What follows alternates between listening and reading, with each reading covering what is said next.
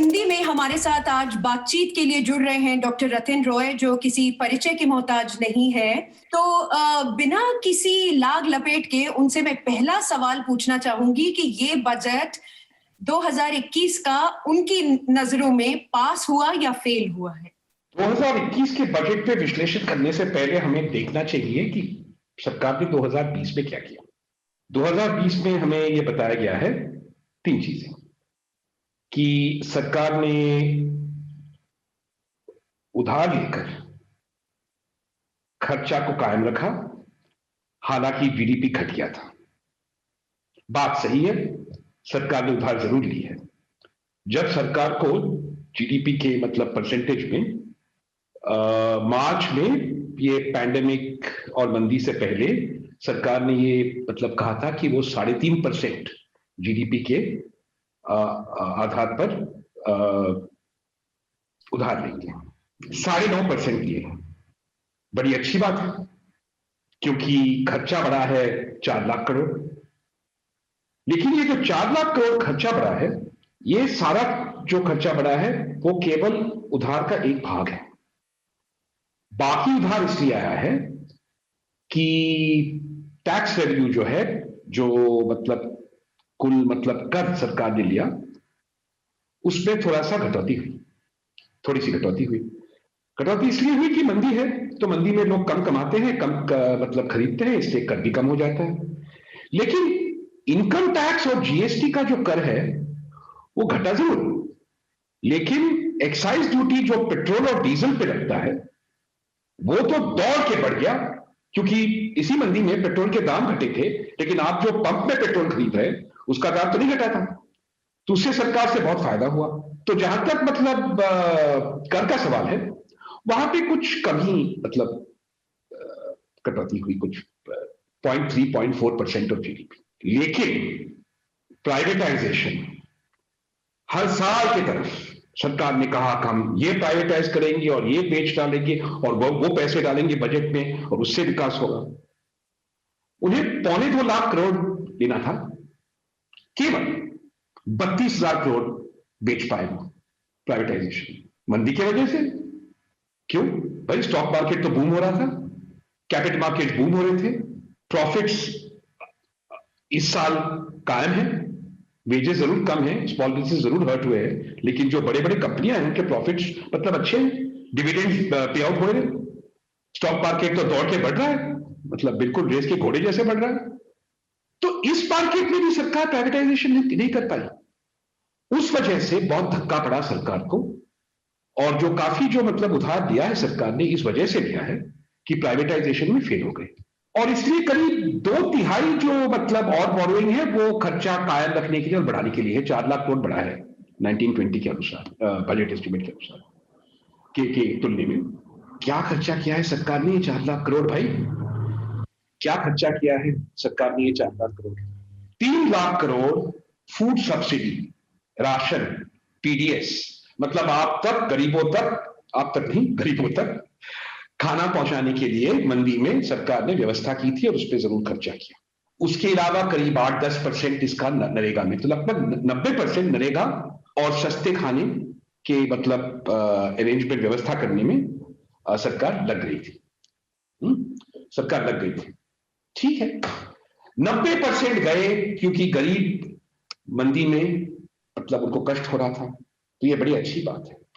लेकिन ये कहना कि ये खर्चा सरकार ने इसलिए किया है कि जो हमारी मतलब ग्रोथ रेट पे मतलब चैलेंज हुआ है, या हमारी अर्थव्यवस्था में जो प्रॉब्लम हुई है, या जो ग्रोथ कम हुआ है, इस पे खर्चा हुआ है, ये सरासर गलत है। और उसके बाद भी अगर आप स्वास्थ्य पे खर्चा देखें तो केवल कुछ 17-18 हजार करोड़ बढ़ा है, कुछ नहीं बढ़ा है।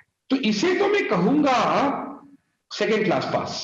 लोगों को कष्ट था, सरकार ने कष्ट मतलब लोग भूखे नहीं मरे, और लोगों को कुछ मतलब नरेगा में मिनिमम वेज पे थोड़ा सा मतलब मौका मिला कि कुछ पैसे कमा के अपने परिवारों को खिलाए और जिंदगी गुजारा करे, मर न जाए, डेस्टिट्यूट ना बन जाए, बस उतना ही हुआ है।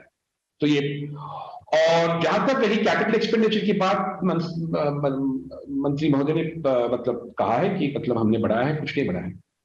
एक बात आप समझ लीजिए कि हर 100 रुपए जो हर साल जो सरकार मतलब उधार लेता है, उसमें से करीब 75 पैसे जाता है राजस्व खर्चे पे, क्योंकि जो टैक्स सरकार, जो कर कलेक्ट करती है सरकार, कर, डिसइन्वेस्टमेंट इत्यादि, उनको मिलने के बाद भी और भी राजस्व खर्चे रहते हैं, सैलरीज पे, पेंशन पे, सब्सिडी पे इत्यादि। पूंजी खर्चा पे नहीं, निवेश के लिए नहीं।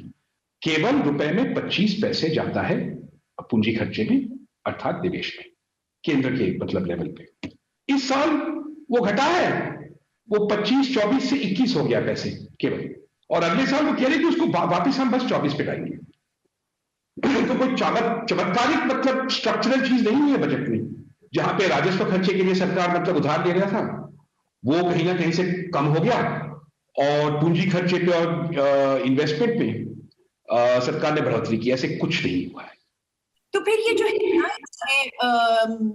डॉक्टर रॉय, इनको हम क्या माने कि क्या ये जो बजट है, क्योंकि इतनी कठिनाई के वक्त में आया है ये, जहां पे दुनिया की जो बड़ी बड़ी इकोनॉमीज है, बड़े बड़े देशों ने बहुत बड़े बड़े झटके खाए हैं, तो उसमें क्या लगता है ऐसा कि हमारे जैसा देश, जो कि अभी भी कोई एक डेवलप्ड इकोनॉमीज में तो है नहीं, लेकिन क्या हमने फिर भी कुछ ऐसा तो कर दिया है जिससे शायद आगे के लिए रास्ता हमारा उतना कांटों भरा हमारी डगर नहीं है?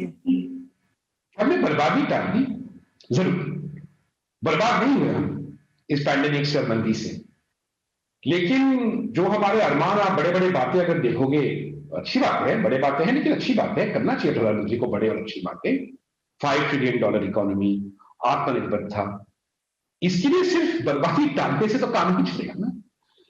कोई तो मतलब षड्यंत्र होना चाहिए, कोई स्ट्रैटेजी होनी चाहिए कि मतलब आप ये कैसे करेंगे अगले 5 साल में। तो सरकार ने कहा हमारा स्ट्रैटेजी ये है कि हम मतलब इंफ्रास्ट्रक्चर में और इन्वेस्टमेंट में पैसे डालेंगे, निवेश में पैसे डालेंगे। मेरा कहना यह है कि ये सब नहीं हुआ है और अगले साल भी नहीं होने वाला है, मतलब बहुत ज्यादा हद तक पिछले के मुकाबले में।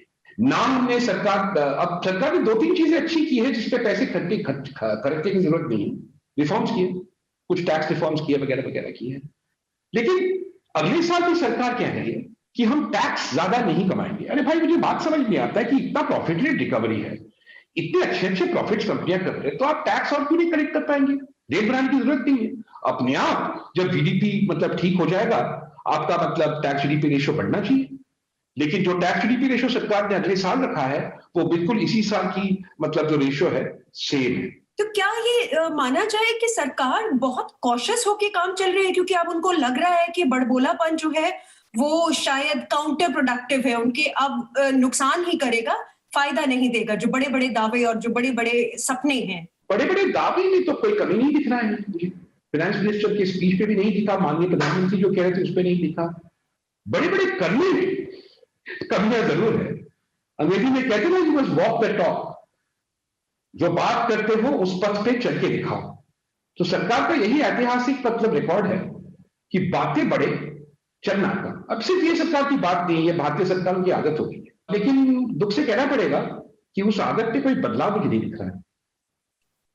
तो आपको ये लगता है कि जो बदलाव की अगर हम बात करें, तो इसमें सबसे बड़ी जो चीज उन्होंने बोली है और जिसमें विपक्ष ने काफी निशाना भी साधा है उनके ऊपर कि ये तो अब देश बेचने पर तुले हुए हैं, जो कि डिसइन्वेस्टमेंट और प्राइवेटाइजेशन की जो बात हो रही है कि निजीकरण कंपनियों का किया जाएगा, सरकारी कंपनियों का, तो उसमें आपको लगता है कि शायद लीक से हटकर इस बार बात हो रही है?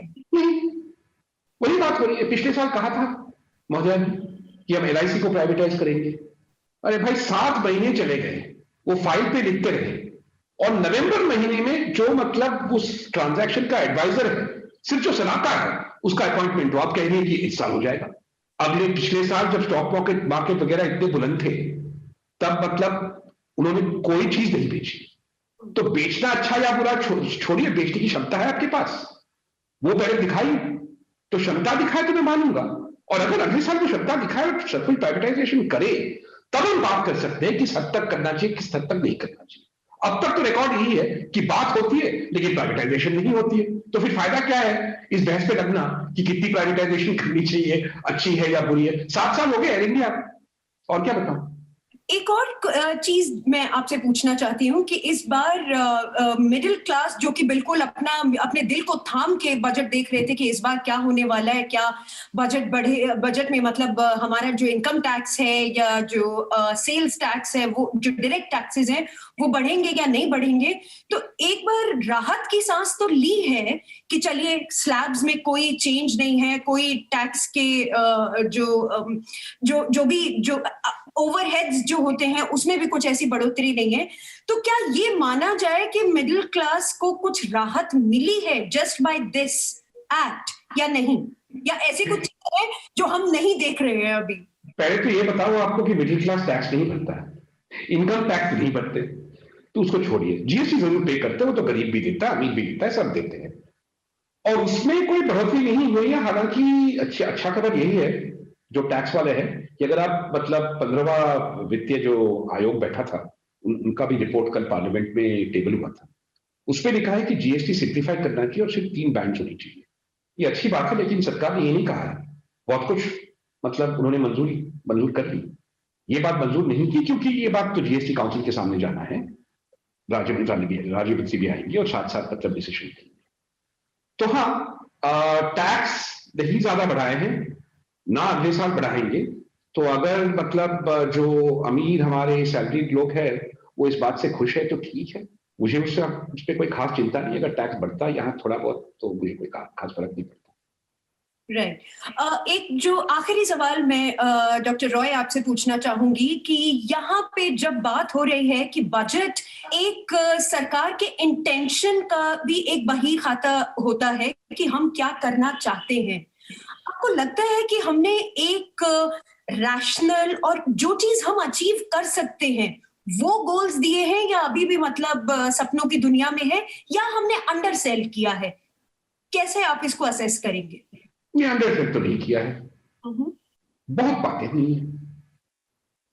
शायद हमने मतलब हमारे जो करीब है उनके बारे में खास मैंने कुछ नहीं देखा, लेकिन जरूर अगर आप देखिए कि मतलब सरकार की इरादे क्या है, इरादे है कि मतलब जो स्टेट है उसको छोटे करें, एसेट्स बेच के, और उस पैसे को लेकर हम इंफ्रास्ट्रक्चर बढ़ाएं।